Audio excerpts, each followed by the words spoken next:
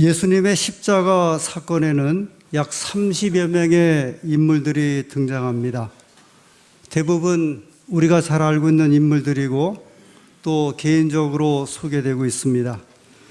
오늘은 이스라엘 백성들의 이야기를 통해서 하나님께서 우리에게 주시는 기별을 함께 나누고자 합니다. 마태복음 27장에 있는 말씀입니다.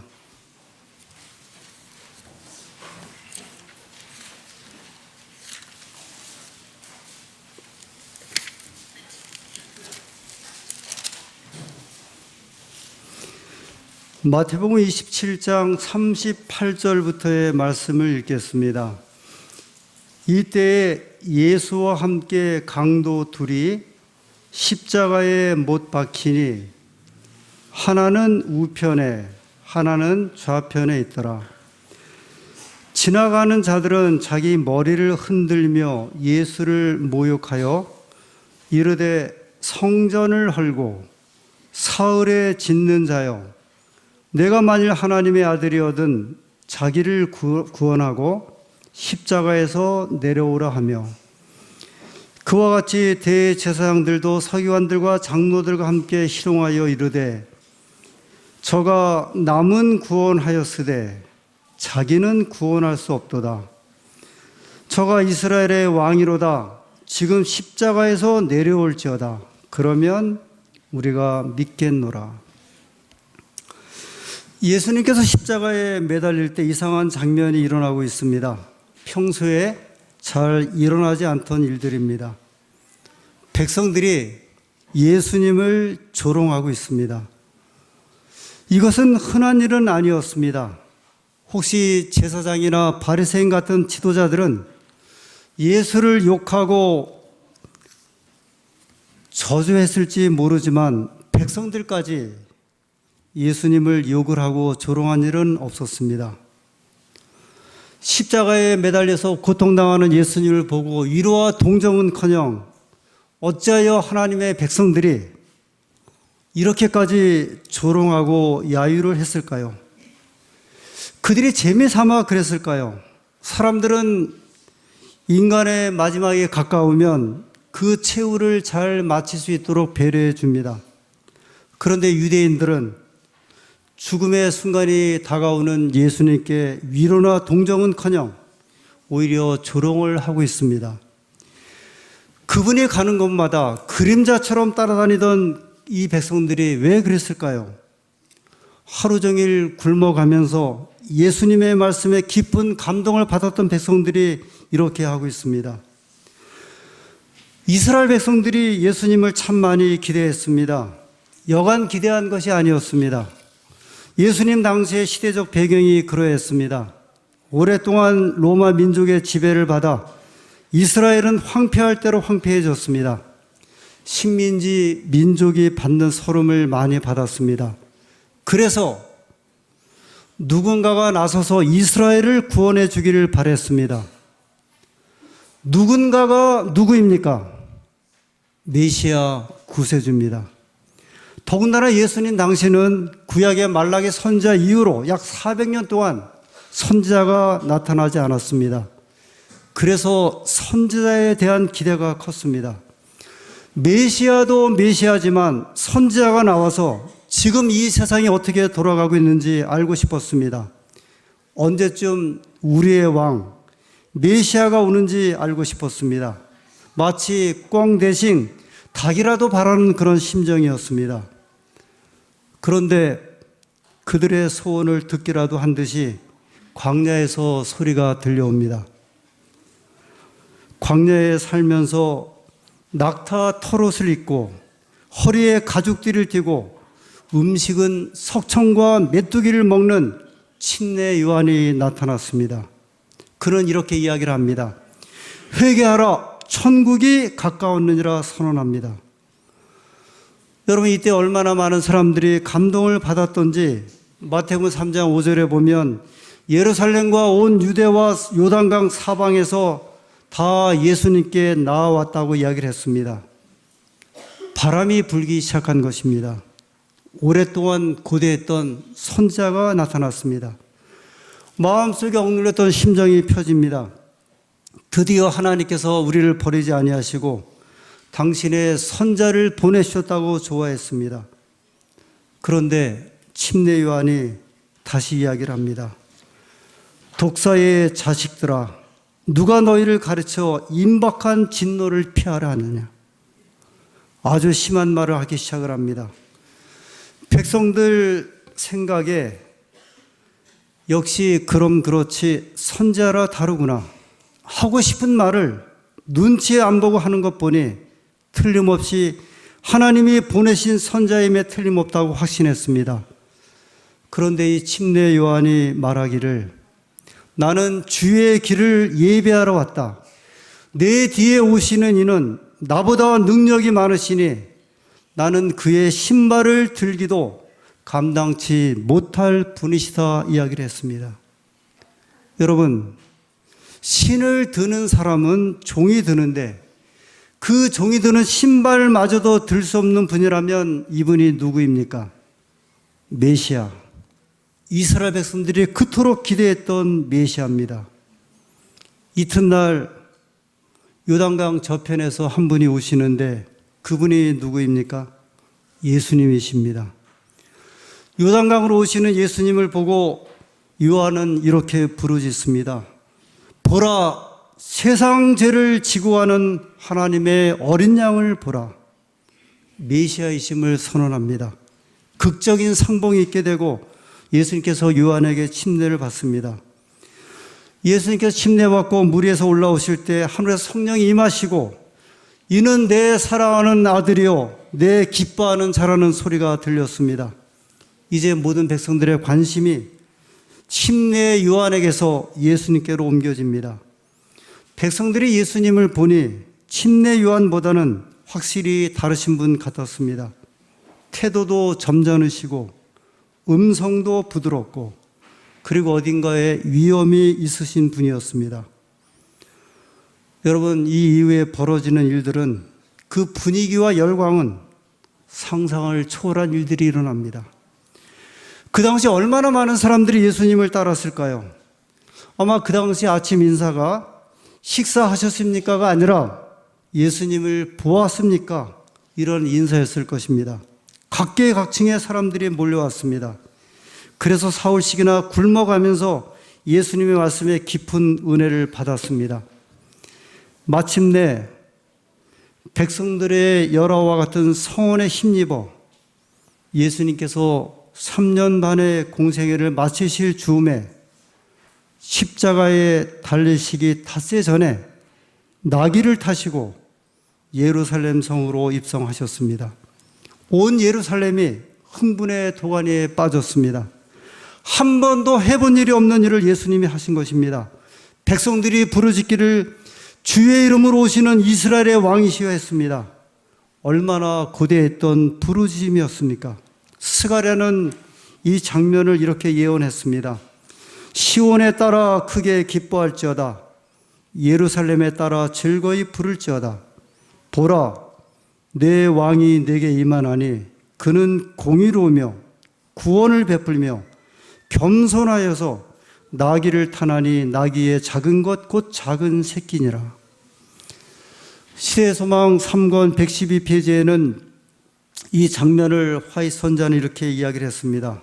백성들의 부르짖는 환호성이 이 골짜기에서 저 골짜기로 메아리 쳤다 말했습니다. 관원들은 말하기를 온 세상이 예수를 쫓는다 이야기를 했습니다. 부활한 나사로가 나귀를 몰고 있었다고 이야기를 했습니다. 엄청난 일이 벌어지고 있었습니다.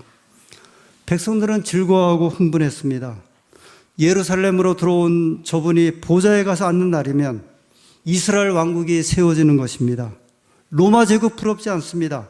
죽은 사람도 살리는 분이요 보리떡 5개로 5,000명을 먹이시는 분 아니십니까? 전쟁에서 죽을 염려도 없고 식량 걱정을 안 해도 됩니다. 그때가 되면 한마는 새빵살이도 끝나는 날이요 아침에 죽을 먹고 저녁에 빈 배를 끌어안고 자던 배고픔의 쓰라림도 다 사라지는 것입니다. 이제 예수님을 태운 나귀가 감난산 언덕 위에 오르게 되었을 때 예수님과 그를 따르는 많은 무리들이 발걸음을 멈추었습니다. 그들의 눈앞에는 황금빛에 물들은 예루살렘 성전이 서산에 지는 해를 받아 찬란하게 빛나고 있었습니다. 그 모습을 바라보는 백성들의 마음에는 깊은 감동이 일어났습니다.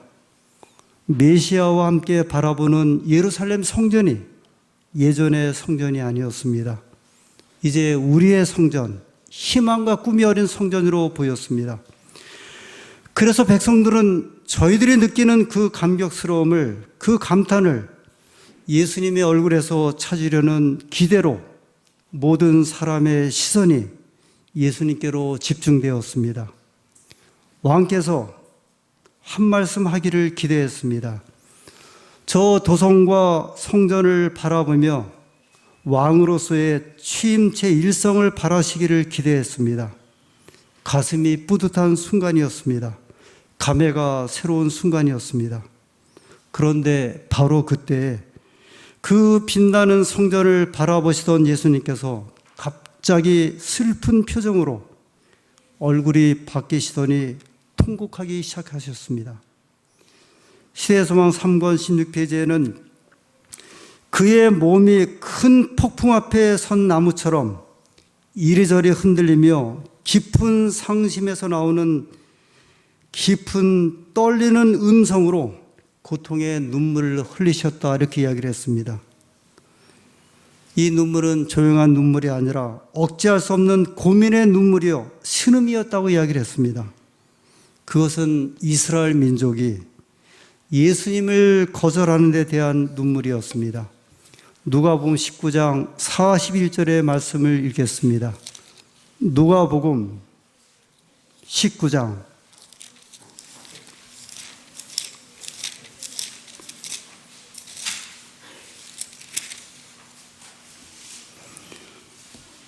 41절. 가까이 오사 성을 보시고 우시며 이르시되 너도 오늘날 평화에 관한 일을 알았다면 좋을 뻔하였거니와 지금 내 눈에 숨기었도다. 날이 이를지라 내 원수들이 토성을 쌓고 너를 둘러 사면으로 가두고 너와 그 가운데 있는 네 자식들을 땅에 메어치며 돌 하나도 돌 위에 남기지 아니하리니 이는 보살핌 받는 나를 내가 알지 못함을 인함이니라 하시니라. 분위기가 바뀌었습니다. 잔치집에서 초상집 분위기로 바뀌어 버렸습니다. 그날 예수님께서 백성들의 큰 실망을 뒤로하고 조용히 성전으로 들어가셨다가 해가 저물 때 12제자를 데리고 베다니로 물러가셨습니다. 군중들의 뜨거운 열기와 물결이 다 사라졌습니다. 말할 수 없는 섭섭함이 몰려왔습니다. 한껏 부풀었던 예수님께 대한 왕으로서의 기대감이 배신감으로 가슴을 흔들었습니다. 그로부터 마침내 닷새 후에 유대 지도자들의 고소로 예수님께서 빌라도의 법정에서 심판을 받게 됩니다. 재판받는 예수님을 지켜보는 군중들의 마음속에는 여러 가지 착잡한 생각이 듭니다. 그들이 그토록 열광적으로 따랐던 메시아 예수님, 왕으로 세우자 했던 메시아가 너무도 처량한 모습으로 서 있었습니다. 조롱을 당하는 것을 보았습니다. 홍포가 입혀지고 가시면류관이 씌워지는 것을 보았습니다. 심지어 군병들의 침뱉음과 따귀까지 맞는 모욕을 보았습니다. 백성들은 이럴 수가 없다고 생각을 했습니다. 저런 메시아라면 차라리 없는 것이 더 낫다고 생각을 했습니다. 이미 해는 기울고 있었고 예수의 운명은 다 끝나가고 있었습니다. 그동안 자기들은 헛개비를 쫓아 3년을 헤맸다는 생각을 하게 되었습니다. 마침내 미움과 서글픔과 실망이 어우러진 상태에서 그들은 예수님을 십자가에 못 박으라는 엄청난 선언을 하게 됩니다.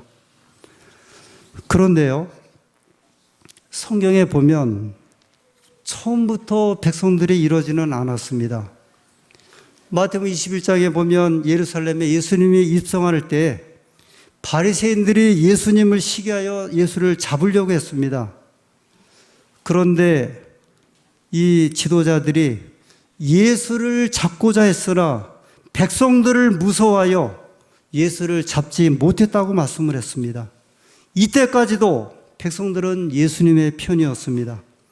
유대 지도자들이 예수님을 잡고자 해도 백성들의 마음이 예수님께로 기울어져 있었기 때문에 감히 잡을 수가 없었습니다. 그러나 닷새 후에 예수님께서 잡혀서 빌라도에게 재판받을 때 백성들이 변합니다. 마태복음 27장 27절에 20절에 대제사장과 장로들이 무리를 권하여 바라바를 달라고 이야기를 합니다. 닷새 전에는 백성들을 두려워하여 겁내던 이들이 이제는 예수님을 죽이는 일에 백성들을 충동질하기 시작을 합니다. 여러분, 어떻게 해서 5일 만에 백성들이 이렇게 변했습니까? 어떻게 하여 닷새 만에 백성들이 예수님을 죽이라고 하는 일에 가담하게 되었습니까? 예수님에 대한 기대가 너무 크다 보니 기대에 대한 실망이 백성들에게 같이 넘어가 버렸습니다. 기대가 실망으로, 실망이 증오로. 여러분, 백성들의 이 기대가 가장 크게 드러나면서 그 실망의 모습을 보이는 것이 마태복음 27장에 우리가 읽은 본문이었습니다. 지나가는 자들이 자기 머리를 흔들며 그들은 예수님을 조롱합니다. 지나가는 자들은 백성들입니다. 자기를 머리를 흔들면서 이야기를 합니다. 아, 그렇지. 그렇지. 우리가 잘못 알았지. 더 이상 소용없지. 내가 기대했던 메시아, 내가 기대했던 유대인의 왕이 아니라 저렇게 비참하게 천황하게 매달려 있는 예수라고 하면 그는 우리의 메시아가 될 수 없다고 생각을 했습니다. 이렇게까지 이야기를 합니다. 성전을 헐고 사흘에 짓는 자여, 내가 만일 하나님의 아들이거든 자기를 구원하고 십자가에서 내려오라. 십자가에서 내려오라고 외칩니다. 군중 심리가 이렇게 무섭습니다. 불에 기름을 붓듯이 번져가기 시작을 합니다. 여러분, 메뚜기를 아시죠? 메뚜기는 혼자서는 몇 미터를 못 날아가지만 무리가 지어지면 수백 킬로를 날아간다고 이야기를 합니다. 십자가에서 내려오라. 무슨 의미입니까? 단순히 살아나라는 이야기입니까? 십자가에서 내려오면 구원의 길은 이루지 못하는 것입니다. 내려오면 예수님의 십자가의 구원은 끝나는 것입니다. 하늘에서 지구로 인간의 구원을 위해 내려오신 분에게 십자가에서 내려오라고 하는 말은, 이 말은 사단의 말입니다. 그래서 시대 소망의 화해부는 이 문제를 정확하게 말씀하시기를, 백성들의 마음속에 사단이 들어가서 예수님의 구원의 역사를 이루지 못하게 하기 위해서 내려오라고 하는 이 말을 반복했다고 말씀을 했습니다. 악한 영에 사로잡힌 백성들이 사단의 말을 하고 있는 것입니다. 이렇게 백성들은 또 이야기를 합니다. 그가 남은 구원하였으되 자기는 구원하지 못하는도다. 이 말의 의미 속에는 구원에 대한 또 다른 깊은 이야기가 담겨져 있습니다. 만일 이때 백성들이 말한 대로 예수님이 자신을 구원했다면 다른 사람들을 구원할 권위를 상실하셨을 것입니다. 그리고 구원의 계획은 다 깨져버렸을 것입니다. 이 본교 성경 주석의 이 말씀을 풀이하면서 예수님이 남을 구원할 수 있는 것은 바로 그 순간에 자신을 구원하지 않기로 선택했기 때문이었다고 말씀을 합니다. 예수님이 그날 십자가에서 내려오셨다면 자신을 구원하셨지만 백성들은 구원하지 못했다고 말씀을 합니다. 사단은 귀신 들린 사람들을 통하여 말하므로 하늘 아버지에 대한 예수님의 믿음에 가장 예리한 화살을 던졌다고 화이프는 말씀을 하셨습니다. 오늘 저와 여러분은 어떤 의미의 십자가를 생각해 왔습니까? 예수님은 그 모독을 다 참으셨습니다. 지금도 능력을 보이라는 사람들이 많습니다. 내 병이 나으면 믿겠노라. 내 사업이 잘 되면 믿겠노라. 내 자녀가 대학에 합격하면 믿겠노라. 자기 뜻대로 이루어지면 믿겠다고 이야기를 합니다. 그러면서 어서 십자가에서 내려오라고 소리 지릅니다. 이스라엘 백성들이 십자가 아래서 외치던 이 외침은 보통 말이 아니었습니다. 답답함과 원통함이 담겨있는 말입니다. 나사렛 예수여, 당신은 하나님의 아들이지 않습니까? 그런 당신이 왜 십자가에서 매달려 있습니까? 내려와서 당신도 구하고 우리도 구원해야 되지 않느냐? 매달려 있을 때가 아닌 그 십자가의 메시아 당신이 매달려 있다니 어떻게 된 일입니까? 원망과 모욕과 조롱이 뒤범벅된 부르짖음이 백성들의 입에서 터져 나왔습니다. 지금부터 2000여 년 전 서기 31년 1월 14일에 있었던 백성들의 예수님께 대한 원망은, 모욕은 이 백성들이 예수님께 대한 신앙이 개인적 확신에 근거한 신앙이 아니라 남들이 들뜨고 몰려가니 나도 덩달아 들뜨는 신앙에서 시작되었습니다. 어제는 주님을 환영하고 내일은 주님을 배반할 수 있었던 백성들, 이것은 개인적 확신이 없는 신앙의 위험성을 보여줍니다. 이제 이 시간 준비된 호소창을 듣도록 하겠습니다. 이 음악을 들으면서 우리 마음의 정리를 하는 시간을 갖도록 하겠습니다. 찬미가 138장, 그때 그 무리들이, 김혜인 집사님의 호소창입니다.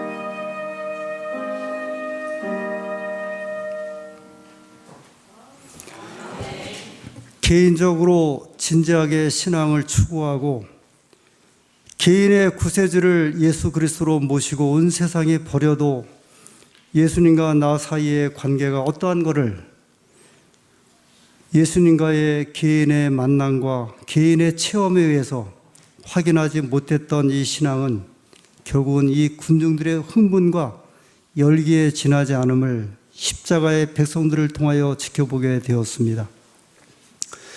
지금부터 한 33년 전입니다. 1987년도 소위 60 민주화 운동 때였습니다. 저는 그때 저 시청 광장에서 수많은 시위라는 백성들을 지켜보고 있었습니다. 그건 한 달 동안의 일이었습니다. 많은 사람들이 나라의 장래를 위해서 염려했고 또 저도 그 장면을 지켜보게 되었습니다. 100만에 가까운 사람들이 한 달에 걸쳐서 이 광화문으로, 시청문으로, 남대문으로, 청와대로 큰 기대와 관심을 가지고 다니게 되었습니다. 그로부터 33년이 거의 지나서 2019년 10월 3일에 저는 다시 한번 광화문에 나가게 되었습니다. 역시 그때에도 수많은 사람들이 모여서 그들의 소원과 그들의 기대를 표현하고 있었습니다. 33년의 세월 동안에 여전히 광화문에는 사람들이 모이고 큰 기대가 벌어졌지만 그들을 만족할 만한 것들은 없다는 생각을 다시 한번 갖게 되었습니다. 제가 목회를 33년 동안, 35년 동안 목회하면서 여러 경험들을 하게 되었습니다. 35년 전이나 지금이나 우리가 가지고 있는 기대, 백성들이 가지는 생각은 거의 변함이 없습니다. 우리가 수많은 것들을 기대하고 소원한다 할지라도 우리가 소원하는 대로 이루어지지 않는 경험들을 하게 됩니다. 우리의 사업을 통하여, 우리의 개인의 삶을 통하여 우리의 좋은 것들을 얻어보고자 소원하지만 그런 것들이 결국 우리 세상에 쉽게 다가오지 않음을 경험하게 됩니다. 이스라엘 백성들이 왜 이런 절망과 실망 가운데 예수님을 그렇게 헌신으로 따랐던 백성들이 저주하고 부인하면서 예수님을 십자가에 못 박으라고 하는 이런 절망적 외침을 하게 되었습니까? 우리 오늘 예수님께 무슨 심정으로 옵니까? 오늘 교회에 무슨 심정으로 오십니까? 사람을 만나러 오십니까? 사람과의 관계 때문에 부득이하게 오십니까?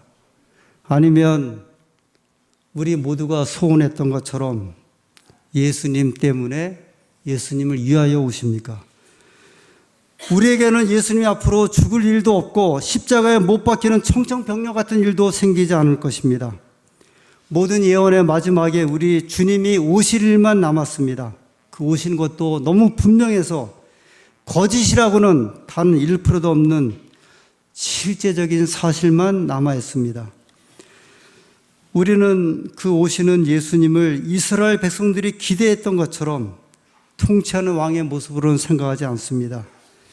그러나 엄밀하게 생각하면 유대인들이 메시아를 기다린 것처럼 우리도 예수님을 기다리고 있지 않는지요. 오늘 우리가 교회에 출석하여 예수님을 향한 어떤 고백을 드리고 있지만 우리가 진정으로 구하는 것은 예수님이 우리에게 베풀기를 원하셨던 구원이 아니라 실상은 부귀와 명예와 권력을 더 소원하고 있지는 않는지요.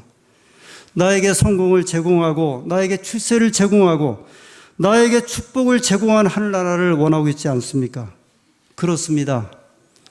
예수님 앞에서 열광했던 백성들이 이렇게 쉽게 변할 수 있었던 것은 그들의 마음 깊은 곳에 세속적인 동기가 있었기 때문이었습니다. 그런데 여러분, 만약에 예수님께서 안 오신다면 여러분은 어떻게 하시겠습니까? 예수님이 안 오신다면 우리는 어떻게 될까요? 얼마나 억울할까요? 먹을 것도 못 먹고 살 것도 제대로 못 사고 좋은 직장도 포기해야 할 때가 있고 그런데 예수님이 안 오시다니요. 참 이루 말할 수 없을 것입니다. 그렇다고 한다면 우리도 이스라엘 백성들처럼 그들의 심정을 이해할 수 있을 것입니다. 그 유대인들이 우리들도 될 수 있다는 것을 생각해 볼 수 있지 않습니까? 우리가 원하는 하나님에 대한 기대는 어떤 것입니까? 세속적인 기대와 내 생각에 부합하는 기대입니까? 여러분과 저는 예수님이 제공하는 예수님이 우리를 소원하시는 그 예수님을 원하십니까? 아니면 내가 그리고 있는 나를 만족시켜주는 예수님을 원하십니까? 하나님의 은혜가 오늘 이 자리에 참석한 저희 모두에게 예수님의 구원을 감사하고 예수를 위하여 생명을 바치고 예수님을 위하여 우리 남은 모든 것을 헌신하시는 주의 백성으로 살아가는 하나님의 귀한 종들이 되기를 간절히 소원하면서 오늘 말씀을 마치겠습니다. 아멘.